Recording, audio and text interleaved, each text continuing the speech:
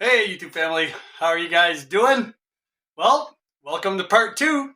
Part 1 is in the description below, the unboxing and jamming out on the brand new, here in Canada anyway, TT-50 KS kill switch. So let's get right into it. We'll start by taking off the strings, but before attacking those strings, we're going to weigh this thing, because that was one of your questions. We have 7.6 pounds, ladies and gentlemen. That's a great weight for a Telecaster. Nice and light. All right, just got the strings off the tuners. I'm going to cut these, I'm not going to reuse them. We're going to have a look at the back as I push these strings through to see if the ferrules fall out or if they stay in place.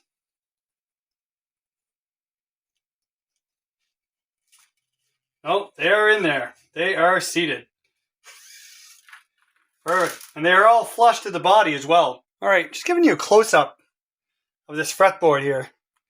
Look at the grain in that. I know I showed it in the first video, but it didn't really come out. I don't know if you guys can see that. Man, it's super nice. I have a little bit of F1 oil on this rag here. And check this out. Just gonna do a couple of frets to bring out this wood grain so you can see it. Holy smokes. Do you see that? Man, that is a thing of beauty right there. All right. You guys are all like, hey, aren't you going to do the whole board? Yes, but not right now. I'll do it once I take the neck off. All right, first thing, just going to check these tuner heads here. And they're all pretty good, but I like mine a little on the tighter side. And these are a little bit loose. Like there's no play in them, but I'm going to give them a little turn here. Just to snug them up a bit. It's like a quarter of a turn is all they need, really. Oh, this one's too much now.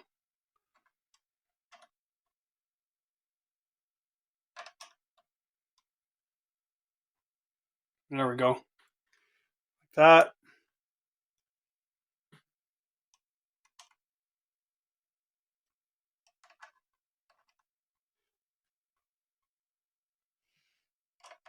I do this with all my guitars. Every time I change strings, I just check.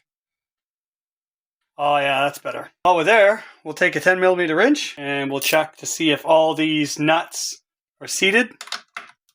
Oh yeah. Yep. Yep. So far they're all good. Wow. We'll flip this over. Just gonna double check. Make sure that all these little screws at the back are all seated. Oh yeah, these are all good.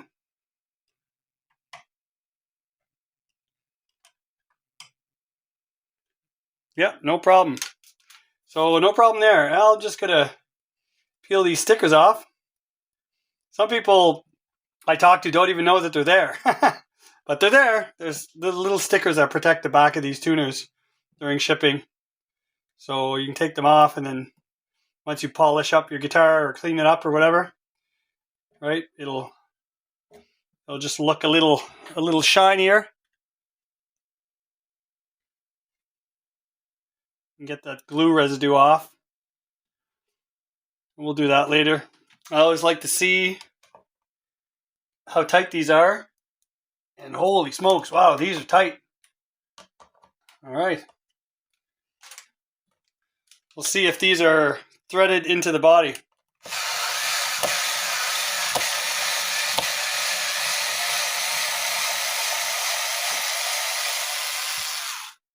And yeah, they are. Is there a hole in the center? And there is, look at that. So all these 4 holes need to be drilled out because these are all threading into the body, I guess. Wow, this neck it's in there. Okay, let me try and get that out. Slide my fingers underneath, apply pressure in the front. Oh, that's tight. There we go. All right, check out that heel. Wow, that's nice.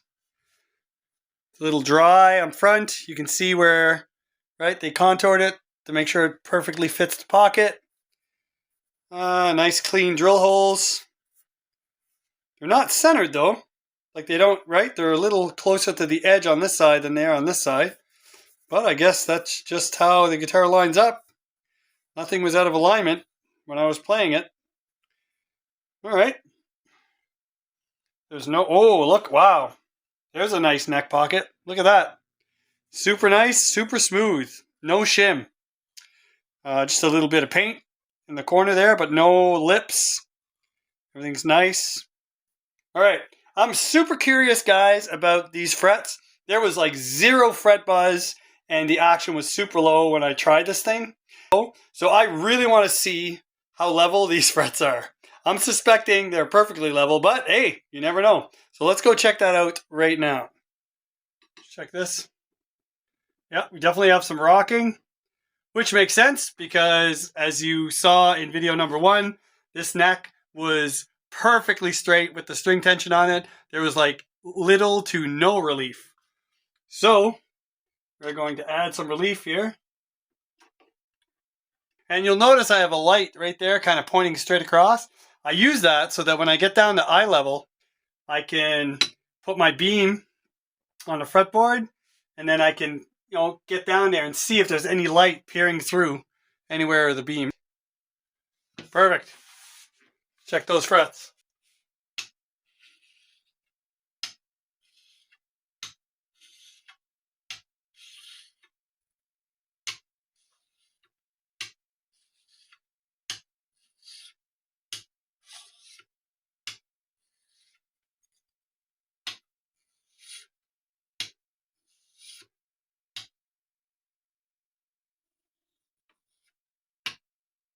Thought I had one there, but it wasn't anything.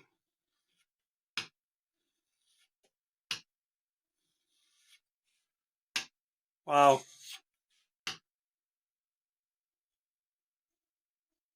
Oh, it's a tiny bit over here. See if I can tap that one down a bit.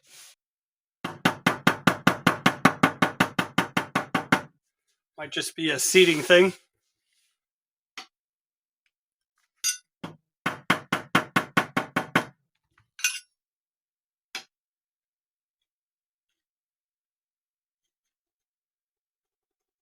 Oh, it's a little tall at the end.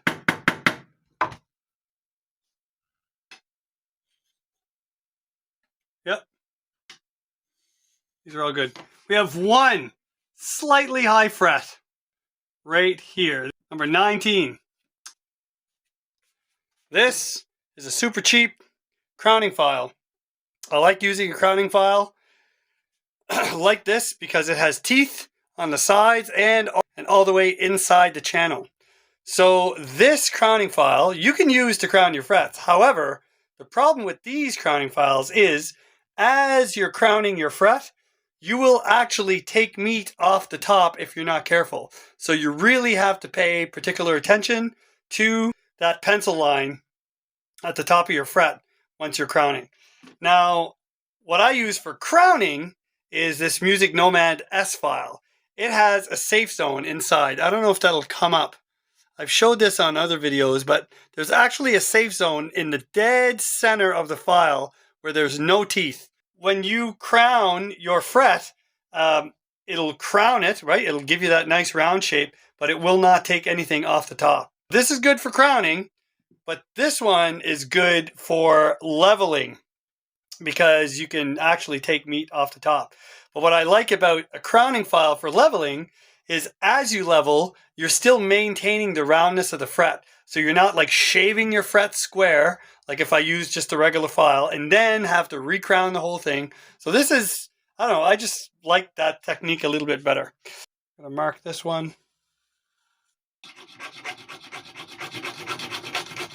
And no, you don't have to tape up your fretboard. This is never gonna touch the fretboard. You don't have to worry about that. Especially not with medium jumbo frets.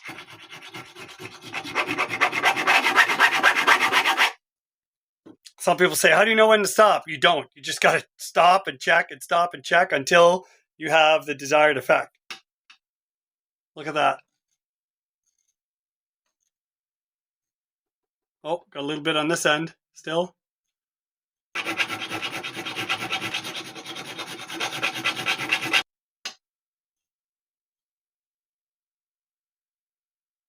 We're getting close.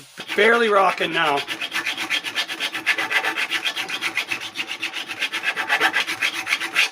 Now some people ask, oh, how hard are you pushing? Not very hard. Just a constant pressure. There. There we go. That's it. No rocking. Check the frets before it and check the frets after it, and we're good. Now I'm going to take my crowning file. So this is for wide frets, and on this side we have narrow medium. The narrow medium side of the S file on these WestCreeks works great. So now I'm just going to crown properly.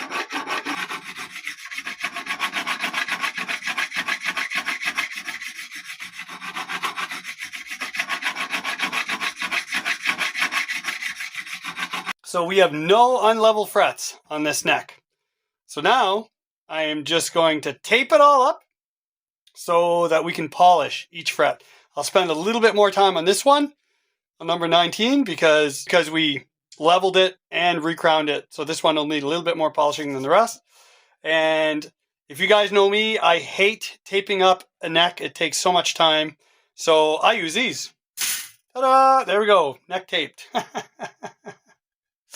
So yeah. So these Music Nomad fret guards, or fretboard guards, I guess I should call them. They do 24 frets. So what I do, just in case, I put a little bit of tape under the last two spots here, right after the last fret on a 22 fret guitar, just to make sure that when I'm buffing with my sandpaper, I'm not scuffing up that part of the fretboard that's showing through the spaces here for fret 23 and 24. So to polish, I use these sanding sponges. And you can see I've used these before. For something that I just leveled and crowned, I would start with 500 to 600. If it's really bad, I would use 320 and then go to 500, 600, etc. But for these frets, I'm not going to start with 5 and 6.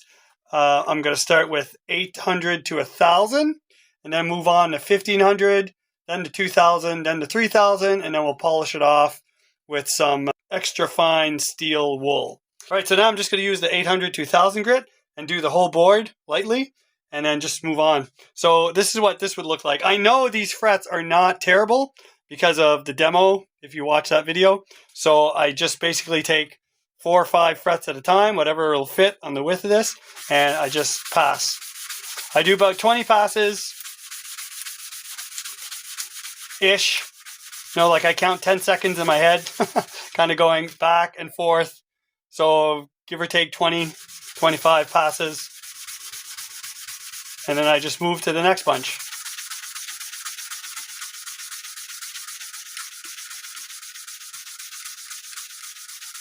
And the next.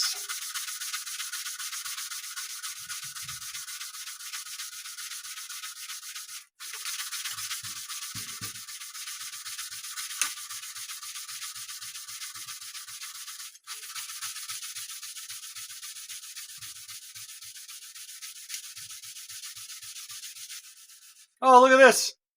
Just minimal glue, so it kind of let go. Huh. Oh, well, that's good. That's no problem. We'll just glue that back in there. All right. So we're all done. Right up to 3,000 with the sanding. And I just take this quad 0 grade super fine steel wool and I'm going to polish with that. There you go. See that? It's kind of like a mirror finish. See all that reflection? Now the fretboard is kind of dull and dry. So now I can condition it. Man, Look at that grain. If I had to give an award for the nicest fretboards on a guitar, WestCreek would definitely get it.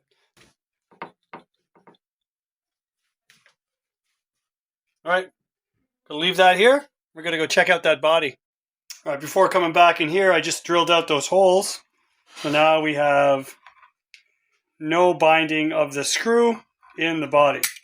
So that'll be good when we come time to reconnect the neck to the body. Okay, let's take this bridge plate off. Okay, I got all the screws out. The bridge screws, the pickguard screws. Now, first thing, this is an actual metal pickguard. It's cold to the touch. So it's not plastic. It is brushed metal. Nice touch, WestCreek. Nice touch. Okay, pull this up. See what we got in there. Ooh, we got some wires, people. We got some wires. Okay, so we have one pickup wire right here. Let me see if I can. All right, here we go. So just like I said in video number 1, full-size pots. Looks like we got a green chiclet on the tone. These are unmarked, so I do not know what they are. I can't really see. Box switch, as I suspected. Solder joints are really well done. These are 4-wire pickups, so you can see they have these taped off. You could easily split these with coil splits if you wanted to. And yeah, all right. So then we have the 2 wires coming from the kill switch. And these are going, oh, these are going straight to the jack. Ah.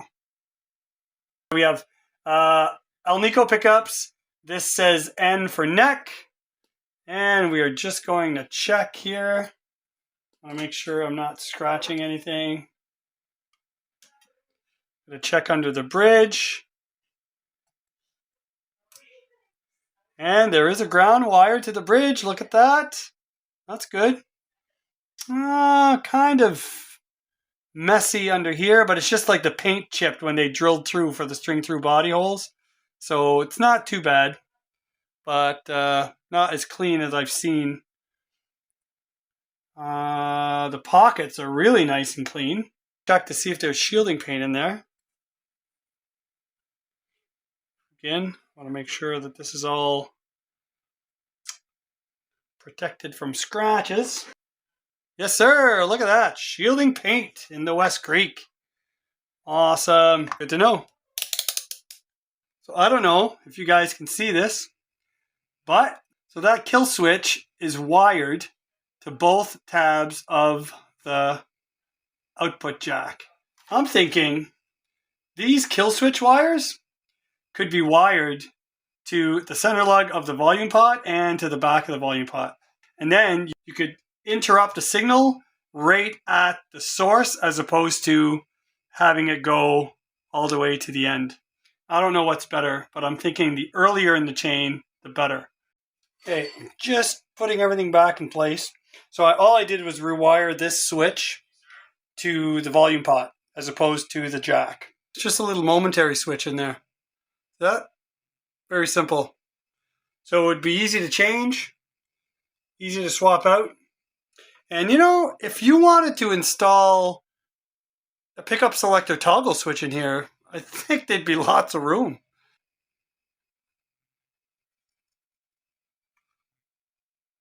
Check out that fretboard.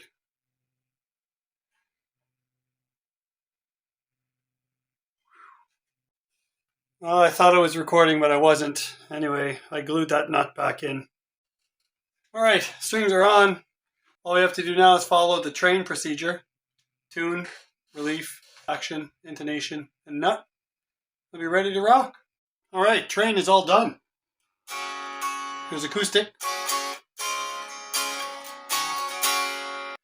Neck is super straight, like super straight. There's no relief in it at all. Man, this thing's set up just beautifully. It's great. No issues whatsoever. All right. See that? Full tone, full volume, bridge pickup. We got 13.21. Neck,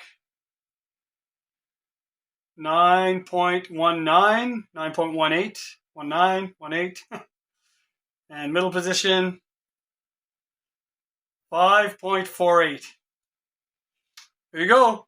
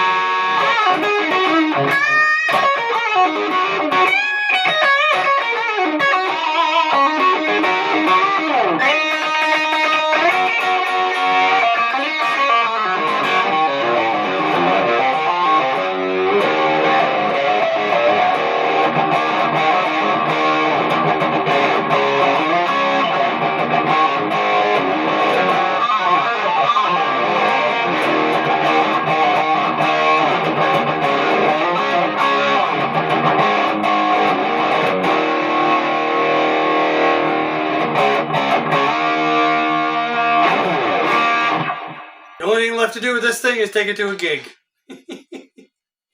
Well, there you have it. That's the inside and outside of the WestCreek TT-50 KS. Hope that was helpful to someone. If you have any questions, post them in the comments. You guys take care. God bless. And I'll see you in the next one.